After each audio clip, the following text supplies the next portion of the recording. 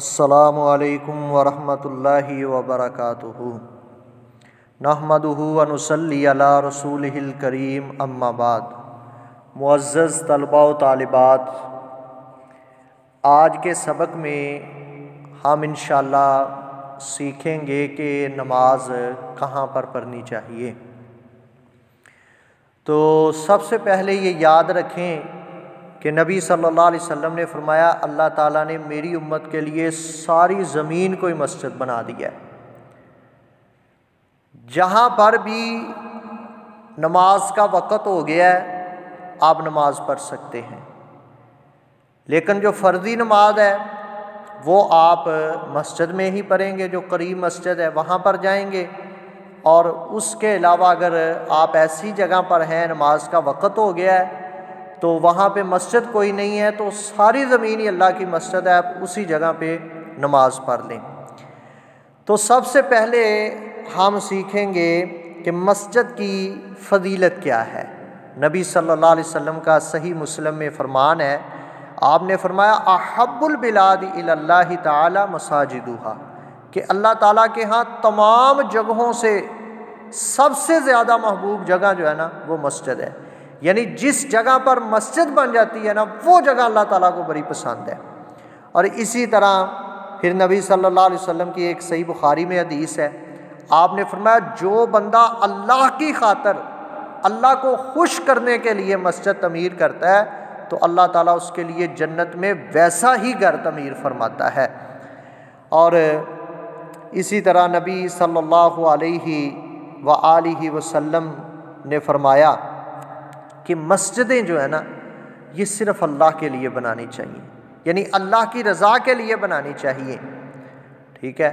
یعنی مسجدوں کے اندر تزئین و آرائش، تزئین و زبائش یہ نہیں کرنی چاہیے، چونا گاچ یعنی بہت زیادہ جس طرح دلہنوں کو سجایا جاتا ہے اس طرح کی مساجد نہیں ہونی چاہیے۔ صاف ستھری ضرور ہونی چاہیے، لیکن یہ ہے کہ وہ بہت زیادہ جو ہے نا اس طرح کی نہ ہو کہ لوگ آپس میں فخر کریں کہ ہماری مسجد فلاں سے پیاری ہے، وہ کہیں جی ہماری ان سے پیاری ہے، یعنی اس طرح کی چیزیں نہیں ہونی چاہیے۔ اسی طرح مسجدوں کے اندر جو قالین ہے وہ بھی سادہ ہونے چاہیے تاکہ نمازی کا جو خیال ہے وہ نماز کی طرف ہی رہے، کہیں ان قالینوں کی طرف نہ چلا جائے۔ اسی طرح نبی صلی اللہ علیہ وسلم سے یہ بھی ثابت ہے کہ مسجدوں کی خبر گیری کرنی چاہیے۔ آپ نے سنن نبی داؤد میں حدیث ہے، نبی صلی اللہ علیہ وسلم نے فرمایا کہ صحابی بیان کرتے ہیں کہ امر رسول اللہ صلی اللہ علیہ وسلم ببناء المساجد فی الدور، کہ آپ نے محلوں میں مسجدیں بنانے کا آرڈر دیا ہے اور ساتھ آپ نے کہا ہے کہ وہاں خوشبو کا بھی انتظام کرنا ہے اور ان کی صفائی ستھرائی کا بھی خیال کرنا ہے۔ اور پھر آپ کو یاد ہوگا کہ نبی صلی اللہ علیہ وسلم کے دور میں ایک مرد یا عورت وہ مسجد کی صفائی کرتی تھی تو کچھ دنوں سے نظر نہ آئی، تو آپ نے پوچھا کہ وہ کہاں ہے، تو صحابہ نے کہا اللہ کے رسول وہ تو فوت ہو گئی ہے۔ تو آپ نے فرمایا میرے صحابہ آپ نے مجھے جنازے کا کیوں نہیں بتایا؟ کہا اللہ کے رسول آپ سوئے ہوئے تھے۔ تو نبی صلی اللہ علیہ وسلم نے فرمایا مجھے اس کی قبر پر لے کے چلو۔ صحابہ اکرام نے اس عورت کی قبر پر آپ کی رہنمائی کی اور نبی صلی اللہ علیہ وسلم نے دوبارہ اس کا قبر پہ کھڑے ہو کے جنازہ پڑھایا۔ آپ نے امت کو سبق دیا کہ جو اللہ کے گھر کو صاف کرنے والے لوگ ہیں وہ کتنے عظیم ہیں۔ اسی طرح پھر مسجدوں کو آباد کرنا چاہیے۔ صحیح بخاری کے اندر حدیث ہے، نبی صلی اللہ علیہ وسلم نے فرمایا کہ 7 آدمیوں کو اللہ تعالیٰ قیامت کے دن اپنے سائے کے اندر جگہ دیں گے جس دن کوئی سایہ نہیں ہوگا، اور ان میں سے ایک کا آپ نے ذکر کیا، 7 کا ہی ذکر کیا، لیکن میں آپ کے سامنے ایک رکھتا ہوں کہ وہ شخص جس کا مسجد کے ساتھ دل لگا رہتا ہے، مسجد میں اس کا دل اٹکا ہوا ہے، یعنی وہ گھر میں بھی بیٹھا ہے تو دل کرتا ہے کہ کب اذان ہو کہ مسجد کے اندر میں جاؤں۔ اچھا، اسی طرح مسجد کے حوالے سے مسجد کے اندر جانے کے کچھ آداب ہیں۔ نمبر 1 کہ آپ جو ہے نا کوئی ایسی چیز کھا کے نہ جائیں جس کی وجہ سے منہ سے بدبو آ رہی ہے، جیسا کہ صحیح بخاری میں آتا ہے نبی صلی اللہ علیہ وسلم نے فرمایا جو شخص لہسن یا پیاز کھائے وہ ہم سے یا ہماری مساجد سے دور رہے۔ یہ صحیح بخاری اور مسلم میں بھی آتی ہے حدیث۔ اور آپ نے فرمایا کہ اگر اس نے کھا لیا تو اتنی دیر تک وہ گھر میں بیٹھا رہے جب تک بو اس کے منہ سے ختم نہیں ہو جاتی، یعنی بو ختم ہوگی تو تب وہ مسجد کے اندر آئے۔ تو اس سے یہ بھی پتہ چلا کہ لہسن اور پیاز حرام نہیں ہے، لیکن کھا کے مسجد میں نہ جائیں، جب تک منہ سے بو آ رہی ہے مسجد میں نہ جائیں۔ جب بو ختم ہو گئی ہے یا کوئی ایسی چیز کھا لیں کہ جس سے بو ختم ہو جائے تو اس کے بعد مسجد میں چلے جائیں۔ تو اس سے یہ بھی ثابت ہوا کہ سگریٹ یا حقہ پینا اور پی کر پھر مسجد کے اندر چلے جانا یہ تو بالکل حرام ہے۔ اور سگریٹ اور حقے کے حوالے سے تو علماء کے فتاوے بھی موجود ہیں کہ یہ حرام ہے، یعنی ان کو استعمال نہیں کرنا چاہیے۔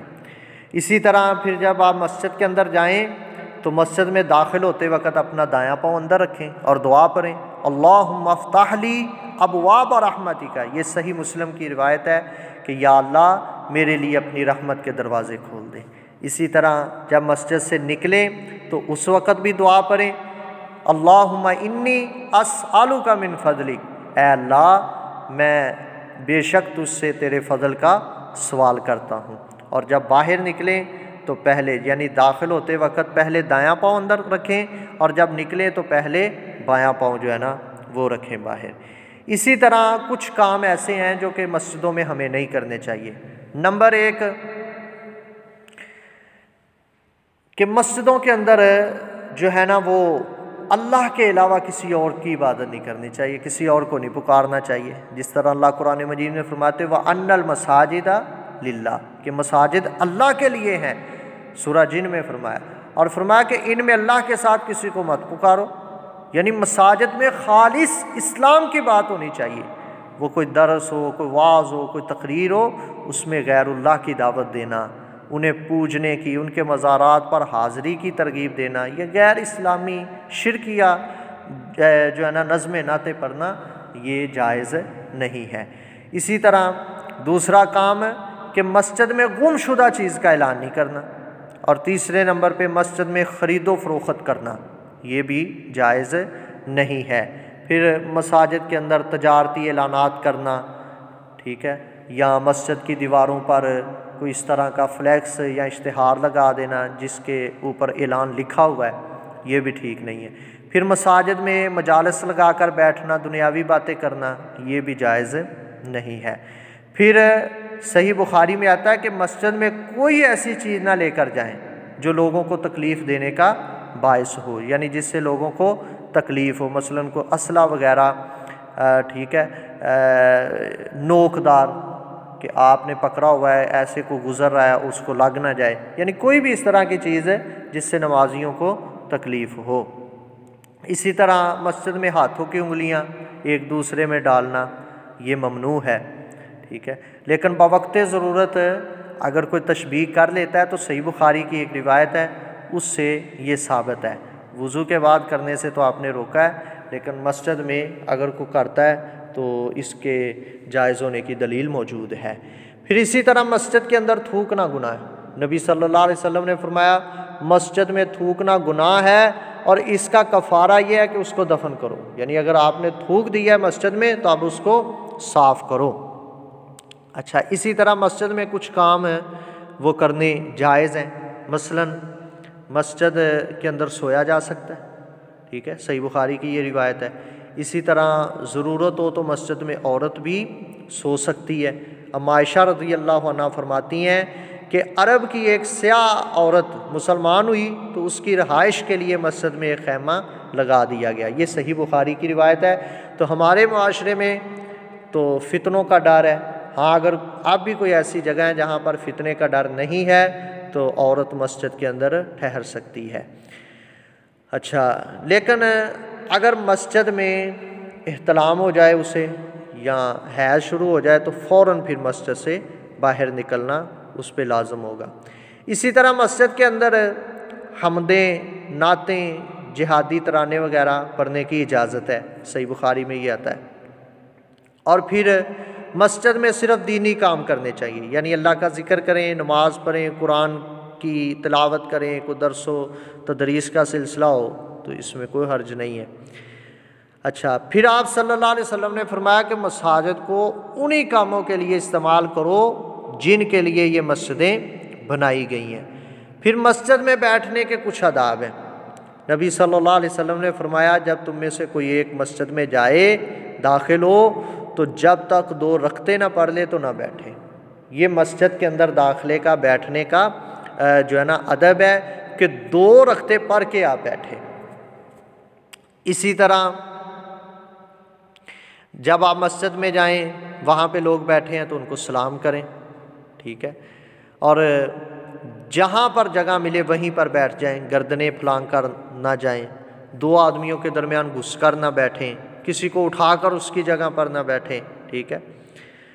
اچھا، اسی طرح پھر ایسے تمام کاموں سے اور عادات سے پرہیز کریں جو دوسرے کے لیے تکلیف کا باعث بنتی ہیں۔ پھر مسجد میں بلند آواز سے گفتگو نہ کی جائے، ٹھیک ہے، یعنی مسجد کا خیال رکھا جائے۔ اور پھر مسجد کے علاوہ وہ کون سے مقامات ہیں جہاں پر نماز پڑھی جا سکتی ہے، تو وہ میں نے شروع میں بھی آپ کو بتا دیا ہے کہ صحیح بخاری میں ہے، نبی صلی اللہ علیہ وسلم نے فرمایا کہ ساری زمین کو ہی اللہ نے ہمارے لیے مسجد بنا دیا ہے، لہذا میری امت کے جس شخص کی نماز کا وقت جہاں پر ہو جائے وہ وہیں نماز پڑھ لے۔